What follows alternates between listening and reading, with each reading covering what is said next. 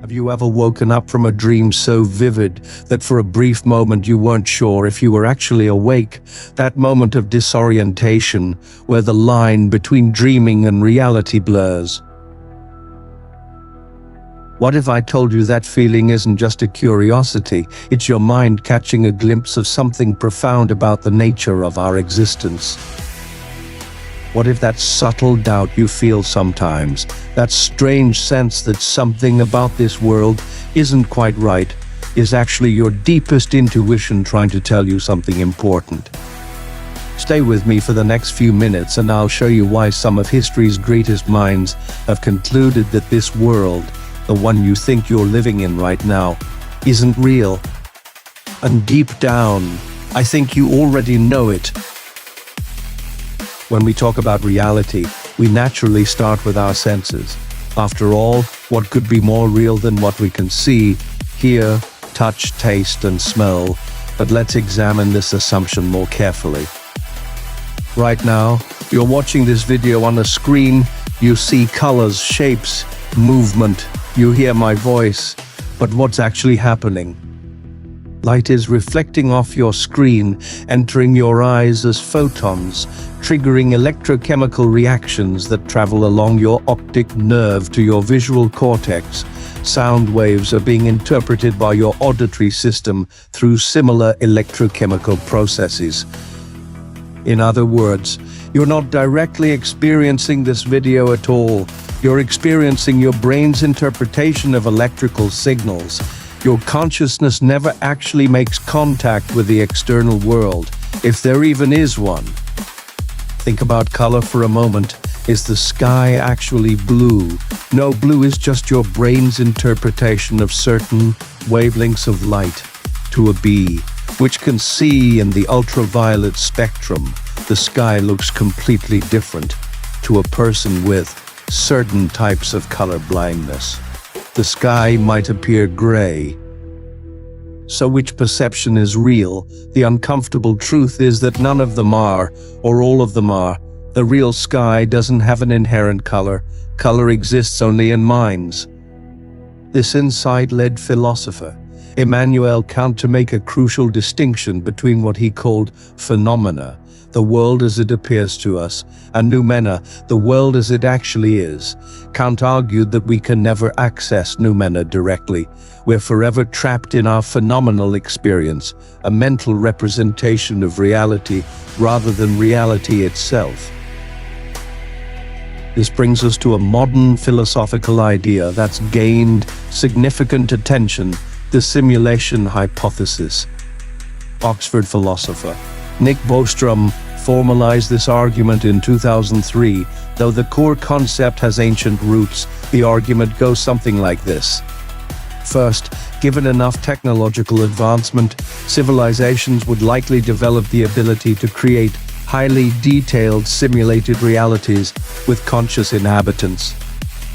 Second, such advanced civilizations could create countless simulations, potentially containing billions or trillions of conscious beings. Third, if this happens, simulated minds would vastly outnumber real ones. Therefore, purely by statistics, we are more likely to be simulated beings than non-simulated ones. What makes this argument fascinating is that it doesn't require supernatural beliefs. It's a purely logical possibility based on technological trajectories. If consciousness can be simulated through sufficiently advanced computing, and many neuroscientists think it can, then we have to consider the possibility that our reality is computational. Science fiction, perhaps, but mathematician and physicist James Gates discovered something curious while working on string theory, equations computer code. Specifically, he found error-correcting codes identical to those used in web browsers embedded within the mathematical fabric of our universe.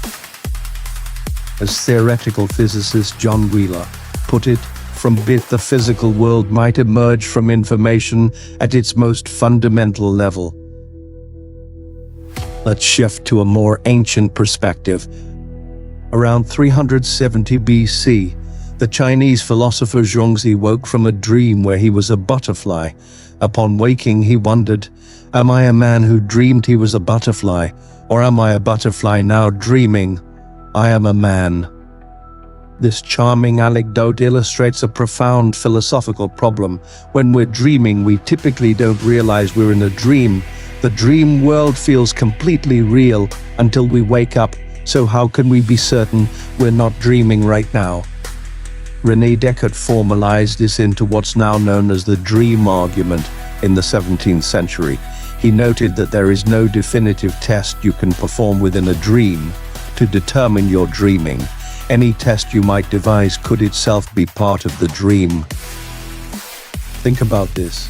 In dreams, impossible things happen, yet they seem perfectly normal until we wake up. Physics behaves strangely, people transform and locations shift. But within the dream, these inconsistencies don't trigger alarm bells. Our waking reality have similar inconsistencies that we simply fail to notice. The quantum world certainly suggests so, with particles existing in multiple places simultaneously and behaving like waves until observed. These behaviors make no intuitive sense to our minds evolved in the macroscopic world. Even if we're not in a computer simulation or a dream, there's still a profound sense in which the world you experience isn't real, it's a model created by your brain. Neuroscientist Anil Seth describes consciousness as a controlled hallucination. Your brain is constantly making predictions about what's out there and checking those predictions against sensory input. What you experience as reality is actually this predictive model, not direct access to the external world. This explains optical illusions, where your brain's predictions override actual sensory data.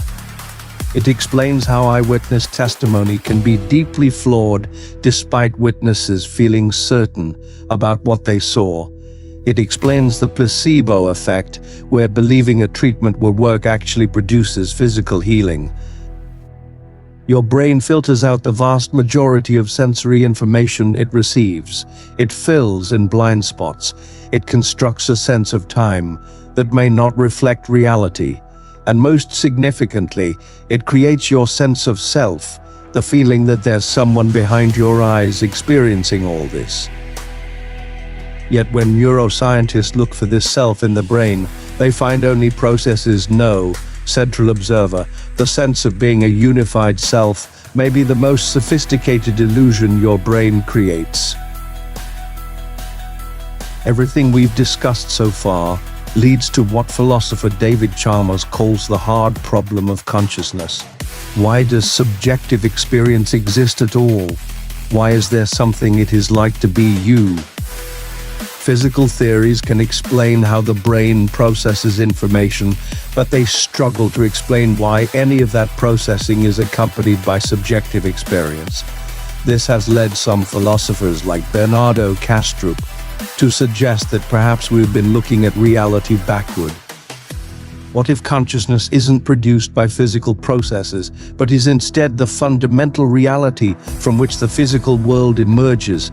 This view, called idealism, has been embraced by traditions from ancient Vedanta to Berkeley's philosophy to certain interpretations of quantum mechanics.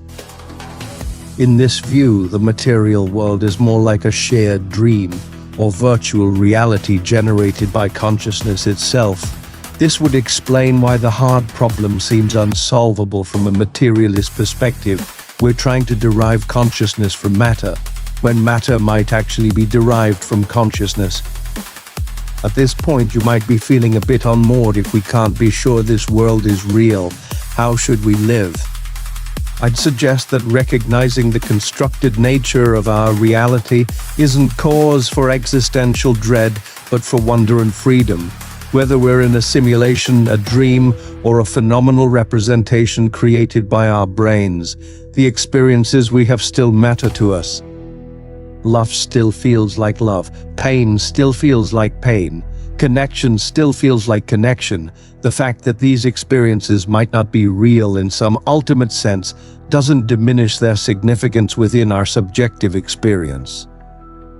Moreover, these philosophical perspectives can actually enrich our lives. They can help us take ourselves less seriously, knowing our fixed identities, our constructions, appreciate the present moment more deeply, question limiting beliefs about what's possible, find common ground with others across cultural divides, approach the mystery of existence with humility and curiosity.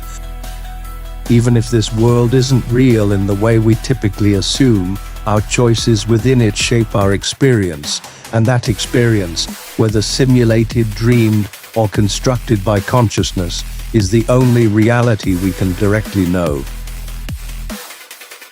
So, is this world real? The answer depends entirely on what we mean by real. If by real we mean existing independently of our perception exactly as we perceive it, then no, this world almost certainly isn't real. But if by real we mean having genuine significance, providing authentic experience, and being worthy of our engagement, then yes, this world is absolutely real. The mystery of existence isn't something we can fully solve with the tools of human cognition. We're like characters in a novel trying to comprehend the nature of literature. There may be fundamental limits to what we can understand from our position within the system. That doesn't mean we shouldn't try. The questions themselves transform us. The wonder they inspire enriches us. And the humility they teach us may be the most valuable wisdom of all. So the next time you have that strange feeling that something about this world isn't quite right, pay attention. It might not be paranoia or meaningless déjà vu.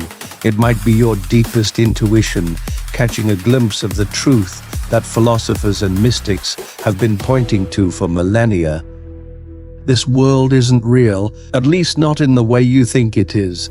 And deep down, I think you've always known it.